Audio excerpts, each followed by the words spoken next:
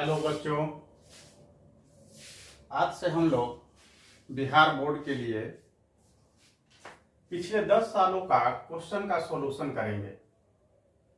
और सबसे पहले सब्जेक्टिव हर चैप्टर का हम लोग कर लेंगे और फिर उसके बाद ऑब्जेक्टिव क्वेश्चन हम लोग करेंगे। ऑब्जेक्टिव जो क्वेश्चन है, जैसा कि हम अपना जो इंट्रो वीडियो था उसमें बताए भी थे कि जो ऑब्जेक्टिव क्वेश्चन जो होगा, तो पहले हम आपको अपने तरफ से जो कुछ ऑब्जेक्टिव बनाए हुए हैं पहले कुछ उस ऑब्जेक्टिव का करवाएंगे और फिर उसके बाद क्वेश्चन बैंक से भी पिछले 10 सालों का जो ऑब्जेक्टिव पूछा है उसको करवाएंगे। लेकिन उसके पहले एक क्लास में एक चैप्टर का सब्जेक्टिव क्वेश्चन, यानी हम लोग 13-14 दिन पहले 13-14 चैप्टर का हम लोग सबसे पहले सब्जेक्टिव क्वेश्चन करेंगे। जैसे देखिए, ये एक क्वेश्चन है, what is network solid, give an example. अगर एग्जाम्पल नहीं भी ऐसे क्वेश्चन में पूछे तो हम लोगों को एग्जाम्पल देना चाहिए। ये क्वेश्चन 2022 में पूछा है, मतलब पिछले ही साल या कहिए कि इसी साल जो 2022 में एग्जाम हुआ, और ये 2 नंबर का क्वेश्चन था। अब देखिए, नेटवर्क सॉलिड या कोवैलेंट सॉलिड होता क्या है, इसको कोवैलेंट सॉलिड भी बोला जाता है, नीचे में लिखे हैं। पढ़ के भी आपको समझाएंगे ताकि आप लोगों को याद करने में सहूलियत हो।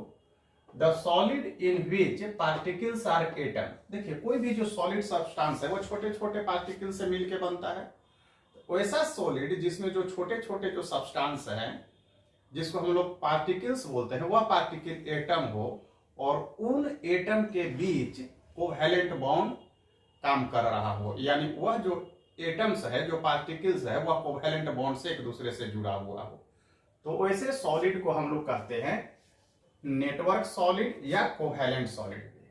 फिर से एक बार, the solid in which particles are atom and it is covalently bonded, मतलब कोवैलेंट बॉन्ड से जुड़ा हुआ हो, called network solid. It is also called covalent solid. इसका एग्जाम्पल क्या हो जाएगा, जैसे कार्बन हो गया, सिलिकॉन हो गया, या कार्बन और सिलिकॉन का बना हुआ कंपाउंड हो गया, डायमंड्स हो गया, ये सब इसका एग्जाम्पल हो गया। तो ये हम लोगों का एक क्वेश्चन हो गया। आप लोग स्क्रीनशॉट लेते जाइएगा इसका, ताकि आप लोग नोट्स बना सके, जिससे आपको कम समय में रिवीजन करने में सुविधा होगी। पढ़ना होगा। देखिए, जो हम आज पढ़ा रहे हैं उसी को आज पढ़ लिया कीजिए, आज याद कर लिया कीजिए किसी भी हालत में, क्योंकि जितना सारा मान लिया कि सॉलिड स्टेट से हर साल अगर 2 क्वेश्चन पूछता है, तो आप समझिए कि पिछले 20-10 वर्षों का जब क्वेश्चन का हम लोग सॉल्यूशन करेंगे तो फिर कहां से क्वेश्चन देगा, उसी में से तो देगा। इसलिए ये समझ लीजिए कि जो हम लोग, हालांकि सॉलिड स्टेट में थोड़ा कम क्वेश्चन पूछे हुए, फिर भी हम कुछ और एक्स्ट्रा अपने तरफ से भी बताएंगे, ताकि एक भी क्वेश्चन छूटने ना पाए जो एग्जाम में आ सकता है। तो ध्यान देना है, एक काम अभी से भी आप कर लीजिए, एकदम गांठ बांध लीजिए। पीछे आप कुछ नहीं किए हो, या पीछे आप जो भी पढ़े हो, जो पीछे खूब पढ़ लिया है उसका भी नंबर अच्छा नहीं आएगा। अगर इधर 1 महीना का जो 1.5 महीना का पढ़ाई है, समय है, इस समय में अच्छे से पढ़ाई अगर जो ना करे तो, और जो पीछे बिल्कुल भी नहीं पढ़ा है, अगर वह बच्चा भी इधर 1 से 1.5 महीना का पढ़ाई बहुत तन और मन से एकदम कर ले तो उसका बहुत अच्छा नंबर आएगा। ये बात आप जान लीजिए।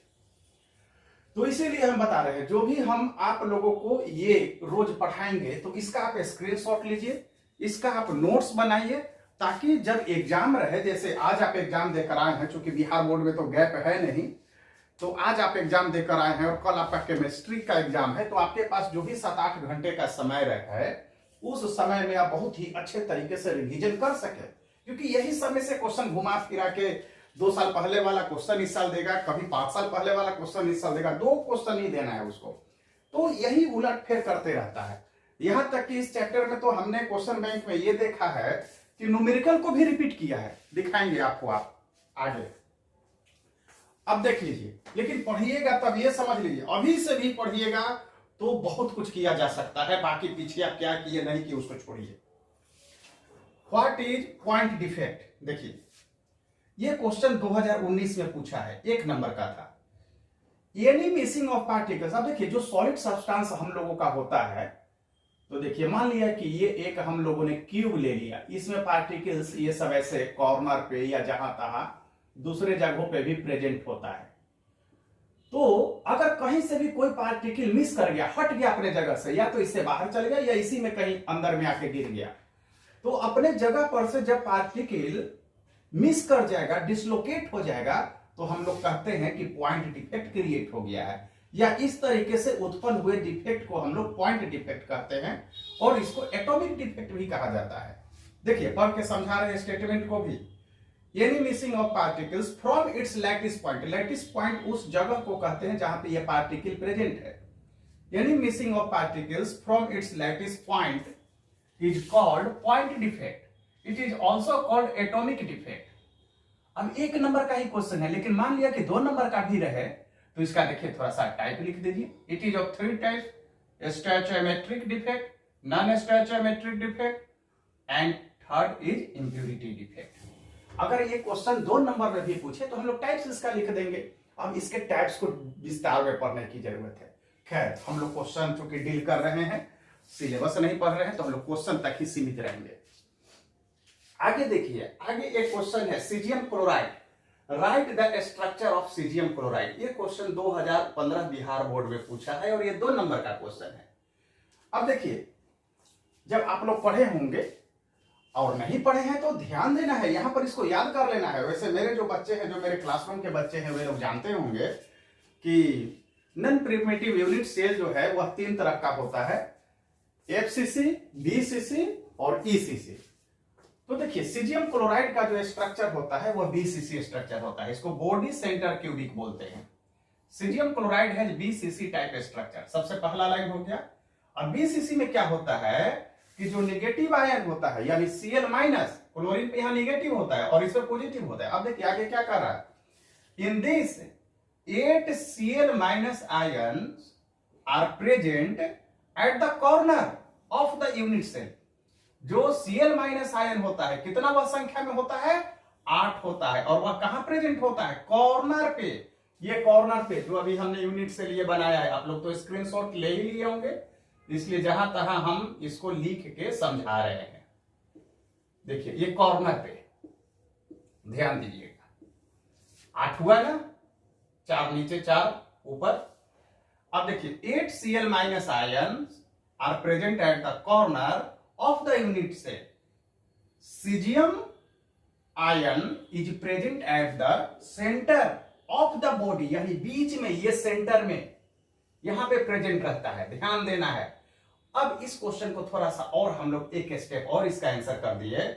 Hence Cl minus ion present per unit cell, chlorine ion जो है यह कॉर्नर पे आपका प्रेजेंट है, और एक क्लोरीन आयन जो कॉर्नर पे प्रेजेंट है वह 8 यूनिट सेल के लिए काम करता है।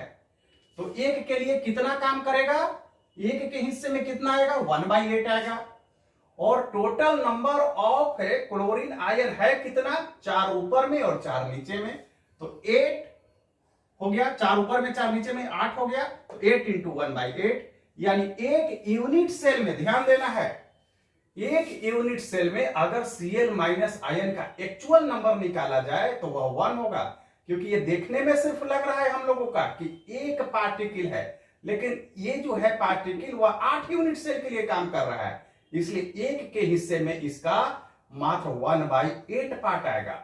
और इस तरह का 1/8 जो है वह 8 के लिए काम करेगा, तो इससे 8 को मल्टीप्लाई कर देंगे तो कितना आ गया नंबर Cl माइनस आयन का पर यूनिट सेल, 1 आ गया। और सीजियम आयन का देख लीजिए, सीजियम आयन जो है वह बॉडी के सेंटर पे होता है। अब इस देखिए पेन के कैप को हम अंदर में ऐसे करके पकड़ लिए, कोई और इसको टच कर सकता है, बोलिए, बिल्कुल नहीं टच कर सकता है। तो एक यूनिट सेल जो बॉडी के सेंटर, एक पार्टिकल जो बॉडी के सेंटर पे प्रेजेंट है, वह सिर्फ एक ही यूनिट सेल के लिए काम करेगा। इसलिए सीजियम आयन का जब हम लोग पर यूनिट सेल संख्या निकाले तो 1 इंटू 1 यानी 1। तो per unit cell Cl minus ion का संख्या 1, per unit cell caesium plus ion का संख्या 1।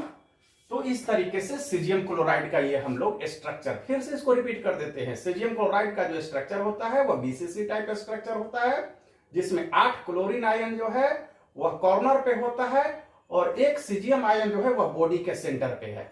यहां पर सीजियम क्लोरीन माइनस आयन जो है उसका अगर जो आप संख्या निकालिएगा पर यूनिट सेल, तो 8 इंटू 1/8 आता है, इज इक्वल टू 1 हो जाएगा। सीजियम आयन अगर जो हम लोग निकालेंगे पर यूनिट सेल तो 1 इंटू 1 इज इक्वल टू 1। तो ये हो गया complete structure of caesium chloride. ये क्वेश्चन 2015 में पूछा था 2 नंबर का। अब इसके बाद आगे हम लोग दूसरे क्वेश्चन को देखेंगे।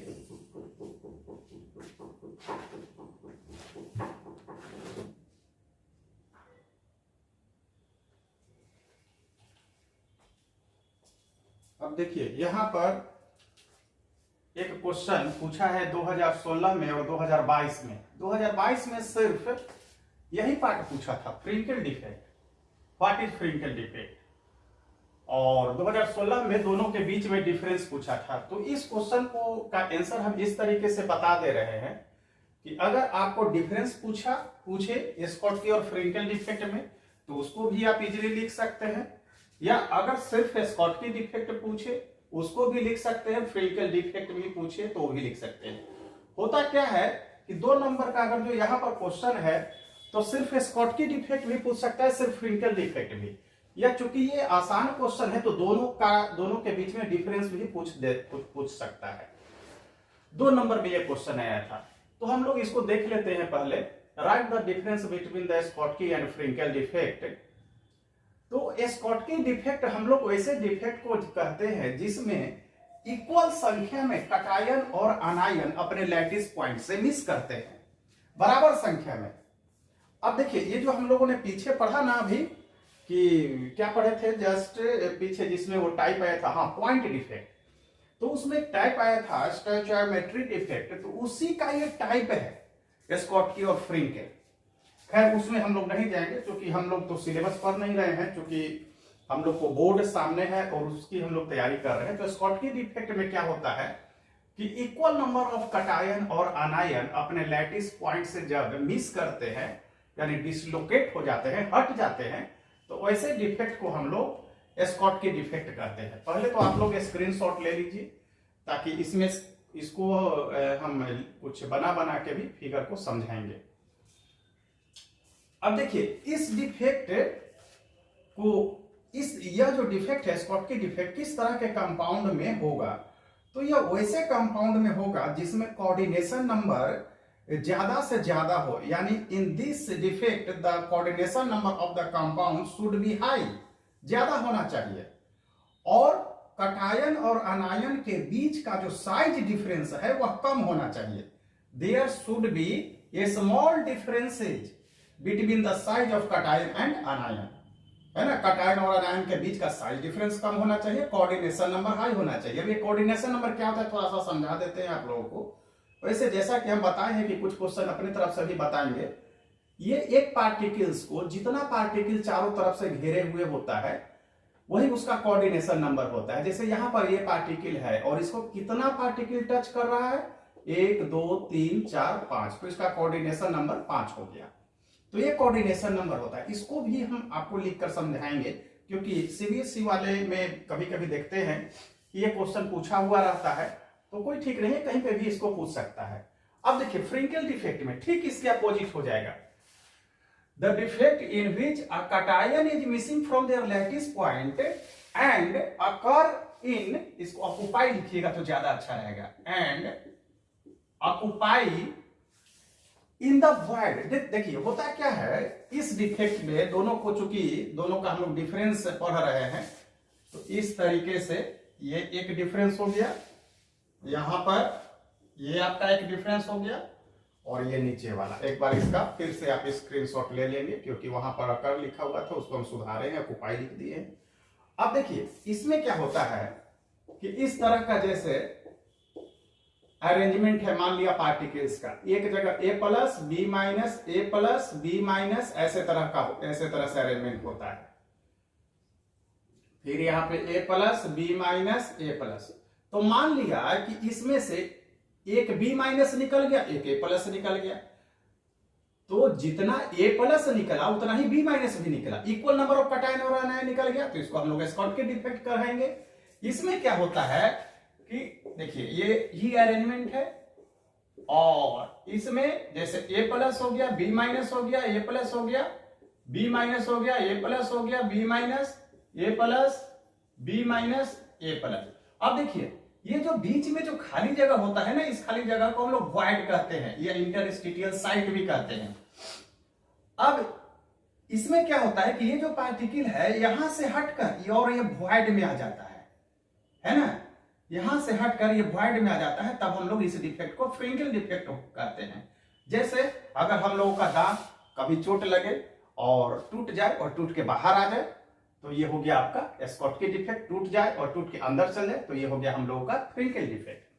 और इस डिफेक्ट के जो चीज होगा इसमें उसका उल्टा होगा, इसमें कोऑर्डिनेशन नंबर हाई होना चाहिए तो इसमें कोऑर्डिनेशन नंबर लो होगा, और इसमें कटायन और अनायन का साइज डिफरेंस स्मॉल है तो इसमें कटायन और अनायन का जो साइज डिफरेंस है वह ज्यादा होगा। इसका एग्जांपल AgCl, AgI ऐसे और भी है। इसमें जो डेंसिटी है वह घट जाता है, उसमें डेंसिटी जो है वह चेंज नहीं होता है जो है, क्योंकि इसमें देखिए यहां से पार्टिकल निकला बाहर चल गया तो डेंसिटी तो घट गया, इसमें डेंसिटी जो है जो टोटल जो यूनिट्स है उसी के अंदर में रहा, स्पेशलाइटिस है उसी के अंदर में रहा, तो इसका जो डेंसिटी है वो घटता नहीं है ना बढ़ता है, सेम रह जाता है। तो बहुत सारी चीजों को हम लोग लिख सकते हैं, लेकिन हम लोग इतना लिख देंगे तो हम लोगों का काम हो जाएगा। और भी क्वेश्चन है उसको हम लोग आगे देखते हैं। अब देखिए ये एक क्वेश्चन है यहाँ पर, lithium had BCC structure, the length of side, length of side का मतलब हो गया एज लेंथ, इसको हम लोग ए से डिनोट करते हैं, इसको बोलते हैं एज लेंथ। ये आपका 351 पिकोमीटर ये दिया हुआ है, और इसमें कह रहा है, देखिए क्या कह रहा है कि फाइंड रेडियस, यानी आर हम लोगों को निकालना है। अब देखिए ये BCC स्ट्रक्चर है तो BCC वाले स्ट्रक्चर में radius is equal to √3/4 into A होता है। अब देखिए कितना आसान ये प्रॉब्लम है, इज इक्वल टू और r इज इक्वल टू √3/4 और a का जो वैल्यू है 351 पिकोमीटर ये डाल देंगे और जो भी हम लोगों का कैलकुलेशन करके आ जाएगा उतना पिकोमीटर ये आंसर हो जाएगा। लेकिन अब देखिए ध्यान दीजिए यहां पर थोड़ा सा और हम आपको फॉर्मूला इसमें बता देते हैं, क्योंकि ये तो BCC स्ट्रक्चर है तो ठीक है ये हम यहां पर बता दिए हैं, आप बना लीजिएगा, डाटा चेंज कर सकता है। और अगर FCC दे दे तो उसमें कैसे बनाइएगा, क्योंकि देखिए नॉन प्रिमिटिव यूनिट सेल 3 तरह का होता है, FCC, BCC, ECC, तो 3 तरह से हम लोग यहां पर इसको जान लेंगे। एक सिंपल यूनिट सेल के लिए, एक जो है FCC के लिए, एक जो है BCC के लिए। अब देखिए इस फार्मूला को आप याद रखेंगे तो कभी कोई दिक्कत नहीं होगा, क्वेश्चन बन जाएगा। जो सिंपल यूनिट सेल है उसमें r is equal to a/2 होता है, जो FCC है उसमें r is equal to a/2√2 होता है, और जो BCC है वहां पर r is equal to √3/4 into a होता है। ये तो रेडियस वर्सेज एज लेंथ का फॉर्मूला हो गया। इसके बाद हम लोग देख लेंगे एज लेंथ और diameter, d is equal to, इसमें a दोनों बराबर होता है, इसमें जो d इज इक्वल टू होगा वह a/√2 हो जाएगा, और यहां पर हम लोग लिखेंगे d is equal to √3/2 into a। तो ऊपर वाला जो रिलेशन है वह रेडियस और एज लेंथ के बीच में है, और जो नीचे वाला जो रिलेशन है वह है डायमीटर और एज लेंथ के बीच में ये रिलेशन है। इस फार्मूला को याद रखिएगा।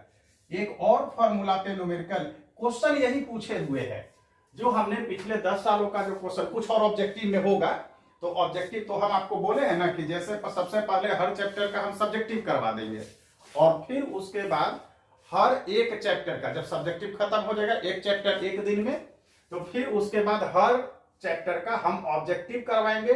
कहां से? 2 जगह से करवाएंगे। एक तो करवाएंगे जो हम कुछ ऑब्जेक्टिव बनाए हुए हैं अपना, वहां से भी करवाएंगे ताकि एक भी क्वेश्चन आपका ना छूटे, और एक ऑब्जेक्टिव करवाएंगे जो पिछले 10 सालों में ऑब्जेक्टिव बोर्ड में पूछा गया है, तो वहां से भी करवाएंगे 2 जगहों से। अब देखिए वहां का जो बोर्ड वाला जो पूछा हुआ जो ऑब्जेक्टिव है वह चैप्टर वाइज वो तो मिला के दिया हुआ रहता है, तो भी करवा देंगे फिर भी। और यहाँ पर हम अपना चैप्टर वाइज ऑब्जेक्टिव बनाए हुए, जैसे चैप्टर वाइज यहाँ पे क्वेश्चन बैंक आपको बनाकर और आप लोगों को बता रहे हैं, उसी तरीके से यानी 20 से 25 दिन आप मेरे साथ कंटिन्यू कीजिए, बहुत अच्छा 90+ आप मार्क्स ला सकते हैं।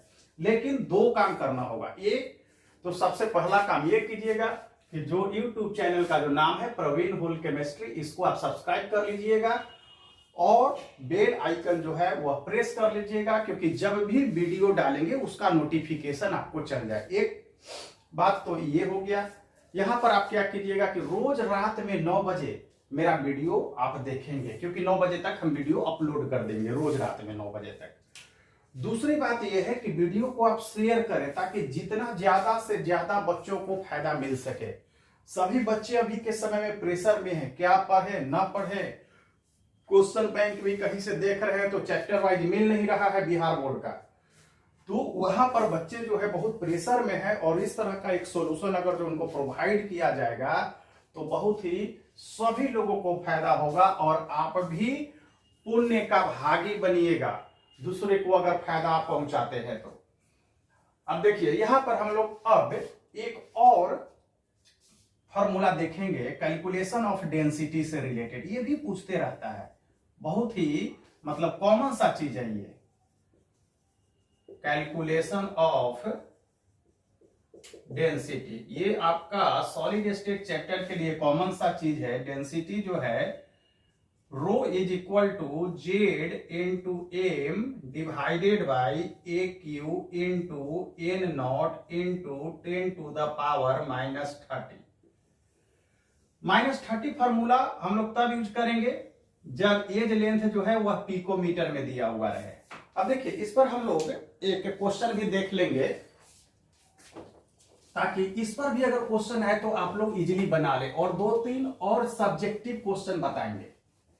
ये सब बहुत ही कॉमन चीज है और ये आने की समझिए कि ये प्रबल संभावना रहती है। जो क्वेश्चन मेरे दिमाग में दौड़ रहा है कि ये हमको बता देना चाहिए, और वही सब चीज हम अभी आपको बताने जा रहे हैं। सबसे पहले तो ये जो अभी कैलकुलेशन ऑफ डेंसिटी वाला फॉर्मूला लिखे हैं, इसमें जेड क्या है? जेड जो है नंबर ऑफ पार्टिकल्स, एम है एटॉमिक मास,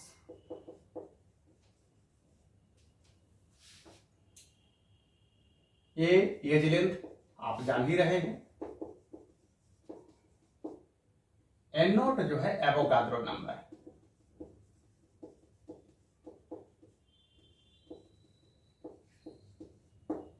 अब देखिए इसमें क्वेश्चन ले लेते हैं, copper crystallizes in FCC. Find its density if its edge length is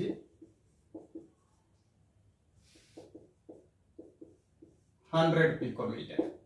अब देखिए यहां पर ये सारा चीज बताने के साथ साथ हम आपको और भी बता देते हैं कि अगर सिंपल यूनिट सेल रहेगा तो इसमें जो पार्टिकल का जो संख्या होगा नंबर, ये 1 होता है।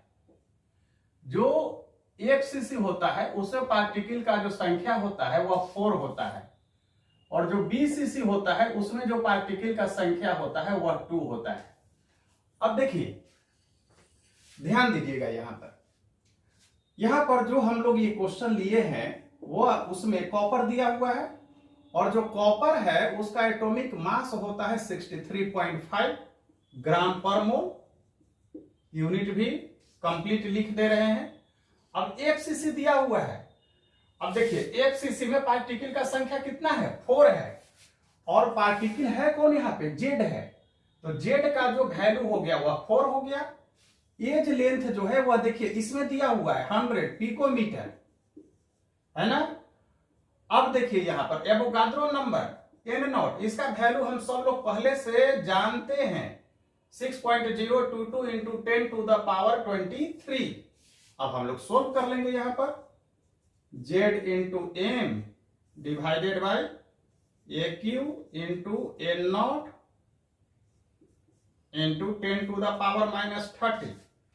अब देखिए जेड का वैल्यू 4 है, एवोगाड्रो नंबर 63.5 है, ए क्यू एज लेंथ 100 है, का क्यू हो जाएगा 6.022 into 10 to the power 23 into 10⁻⁻30। अब इसको आप सोल्व कर लीजिएगा, जो भी आएगा इसका यूनिट ग्राम पर सेंटीमीटर क्यूब हो जाएगा।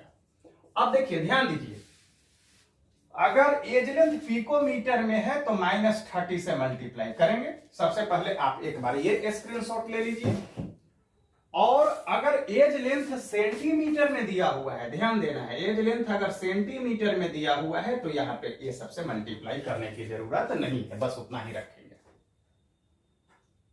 तो दोनों कंडीशन रहता है, लेकिन ज्यादातर पिकोमीटर में दिया हुआ होता है, इसलिए हम यहां पर पिकोमीटर में लेकर इस न्यूमेरिकल को बताए भी है। अब आगे 2-3 डिफिनीशन वाला जो टर्म है उसको भी हम लोग देख लेंगे, ताकि किसी भी तरह का क्वेश्चन आप लोगों से छूटने ना पाए।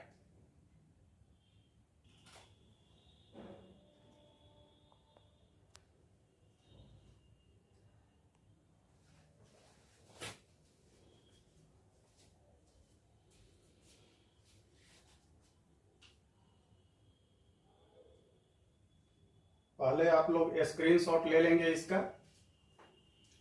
अब देखिए यहां पर 4 पॉइंट हम लिए हैं अपने तरफ से, जो जिसको आप कह सकते हैं ये एक तरह से गेस है, क्योंकि जो सब्जेक्टिव क्वेश्चन हमने खोजा क्वेश्चन बैंक से तो उसका संख्या काफी कम था, तो हमको लगा कि 2-4 और हमको गेस करना चाहिए। तो एक न्यूमेरिकल जो डेंसिटी का कैलकुलेशन वाला, और एक हम आपको जो रेडियस का कैलकुलेशन FCC, BCC और सिंपल दोनों में बता दिए, और ये 4 टॉपिक और लिए हैं, जिसमें देखिए एमोर्फस सॉलिड क्या होता है। The solid in which particles are not found in definite geometry pattern are called amorphous solid. यानी वैसा सॉलिड जिसमें पार्टिकल जो है एक निश्चित पैटर्न में नहीं अरेंज रहता है, उसको हम लोग एमोर्फस सॉलिड कहते हैं। In this particles are present in short range order, इन लिखिएगा, लगा दीजिएगा यहां पर। In this particles are present in short range as well as long range order, मतलब शॉर्ट रेंज में भी रहेगा और लॉन्ग रेंज में भी पार्टिकल्स इसमें अरेंज रहता है। किसमें? एमोर्फस सॉलिड में। एग्जाम्पल के तौर पे इसमें हम लोग ग्लास हो गया, प्लास्टिक हो गया, या जितना भी जो मैन मेड हम लोगों के द्वारा बनाया गया जो सॉलिड है वो एमोर्फस सॉलिड होता है। क्रिस्टलाइन सॉलिड हम लोग वैसे सॉलिड को कहते हैं जिसमें पार्टिकल्स जो है वह निश्चित पैटर्न में प्रेजेंट रहता है। The solid in which particles are present in definite geometry pattern are called crystalline solid. और क्रिस्टलाइन सॉलिड में जो पार्टिकल्स रहता है वह सिर्फ शॉर्ट रेंज ऑर्डर होता है, लॉन्ग रेंज नहीं रहता। ये दोनों में डिफरेंस भी हो गया। इस तरीके से अगर एमोर्फस और क्रिस्टलाइन का डिफरेंस लिखने के लिए आएगा तो आप 3 पॉइंट बना सकते हैं। डिफिनिट ज्योमेट्री, इसमें इनडिफिनिट, इसमें शॉर्ट और लॉन्ग दोनों, इसमें सिर्फ शॉर्ट, एग्जाम्पल दोनों का। तो इस तरीके से जितना भी जो, अब इसका एग्जाम्पल देख लीजिए, आयरन, कॉपर, मैग्नीज, जितना भी जो नेचुरल सॉलिड हो गया वह सब क्रिस्टलाइन सॉलिड में आता है। तो इस तरीके से हम लोगों ने एमोर्फस और क्रिस्टलाइन सॉलिड देखा। कोऑर्डिनेशन नंबर को देख लीजिए। Total number of particles touching a particular particle is called coordination number. मतलब किसी एक पार्टिकल को जितना पार्टिकल टच करते हुए रहता है वही उसका कोऑर्डिनेशन नंबर होता है। यहां पर आप इस पार्टिकल को देखिए कौन कौन सा टच कर रहा है, कितना संख्या, 1 2 3 4 5, तो इसका कोऑर्डिनेशन नंबर जो है वह 5 हो गया। तो उसके बाद एक एफ सेंटर देख लीजिए। अब देखिए इसमें क्या होता है कि कहीं से यहां पर देखिए इस तरीके से A plus B minus A plus B minus A plus B minus. अब कहीं से कोई इलेक्ट्रॉन निकल गया, अनायन वाला जगह खाली हो गया, सॉरी इलेक्ट्रॉन नहीं निकला, कोई अनायन वाला जगह खाली हो गया और वहां पर कोई इलेक्ट्रॉन आ गया, तो इसी इलेक्ट्रॉन को हम लोग कहते हैं एफ सेंटर। वैसा इलेक्ट्रॉन जो अनायन वैकेंसी में ट्रैप्ड हो जाता है, यानी पकड़ा जाता है, किसमें? अनायन वैकेंसी में, यानी अनायन वाले जगह पे जब कोई इलेक्ट्रॉन ट्रैप्ड हो जाता है, पकड़ा जाता है, तो उस इलेक्ट्रॉन को हम लोग एफ सेंटर कहते हैं। और ये जो इलेक्ट्रॉन है, ये इलेक्ट्रॉन पूरे कंपाउंड के कलरफुल होने का ये कारण बन जाता है। जैसे एग्जांपल में NaCl, और भी है, कोई भी अल्कली मेटल हाईलाइट हो सकता है यहाँ पे एग्जाम्पल। अब आप लोग मेरी बात को एक बार अच्छे से सुनेंगे। हमने आपको अपना एक प्रयास लगाया यहाँ पर और अच्छे तरीके से पढ़ाने का कोशिश किया, और जितना पढ़ा दिया इसमें जहां तक हमको लगता है कि क्वेश्चन छूटना नहीं चाहिए। अब आप लोगों का परम कर्तव्य बनता है कि इस लास्ट मोमेंट में अपने आप पर नियंत्रण रख के और मोबाइल से दूरी बना के, मोबाइल पढ़ने के लिए दूरी बनाकर नहीं, इंटरटेनमेंट के लिए जो मोबाइल देखते हैं उस इंटरटेनमेंट से दूरी बना के अपने आप को पूरे तरीके से हर एक दिन के हर पल का उपयोग कीजिए, पढ़ाइए। और उसके बाद देखिए, अभी से भी आप अच्छे से तैयारी करेंगे, मेरे साथ 25 दिन रहेंगे, 20 से 25 दिन, तो हम ये गारंटी देते हैं आपको कि केमिस्ट्री का जो एग्जाम है वह आपका बहुत ही अच्छा जाएगा, पूरा संतोषजनक जाएगा। कल के क्लास में हम लोग सब्जेक्टिव क्वेश्चन ही देखेंगे, लेकिन चैप्टर होगा सॉल्यूशन। आज के क्लास में हम लोगों का चैप्टर था सॉलिड स्टेट। खूब अच्छे से पढ़िए और मन लगा के पढ़िए। ये नहीं कि कॉपी खोले हुए है, मोबाइल की तरफ ध्यान चल गया। मोबाइल जो है एक बार तो नोट्स तो जरूर बनाइएगा, क्योंकि मोबाइल जब चलाइएगा तो इधर उधर भी थोड़ा बहुत आप लोग भटक सकते हैं और रिवीजन करने में फिर बाद में दिक्कत होगा। ये नोट्स बनाते जाइएगा। नोट्स बनाने से एक फायदा और भी आपको होगा, नोट्स बनाते समय भी तो उसको आप पढ़ देंगे, याद करने के लिए तो पढ़ेंगे ही, नोट्स बनाते समय एक तरह से बहुत ही अच्छे तरीके से। और जिस दिन हम देखेंगे कि कम समय का वीडियो बन रहा है, यानी कम समय लग रहा है किसी चैप्टर में, तो उस दिन 2-2 वीडियो हम डाल देंगे किसी दूसरे चैप्टर का भी पढ़ाकर, क्योंकि हम लोगों के पास समय कम है और मैक्सिमम स्टूडेंट का केमिस्ट्री जो है वह निश्चित रूप से वीक होता है। अब क्या कारण है, इसका अलग अलग फैक्टर हो सकता है, उस कारण में हम लोग नहीं जाएंगे। बस एक ही बात कहना है आप लोगों को, खूब मन लगा के पढ़िए और कल जो है सॉल्यूशन का वीडियो जाएगा और अच्छे से आप इसको देखिएगा। तब तक के लिए आप लोगों को बहुत बहुत धन्यवाद।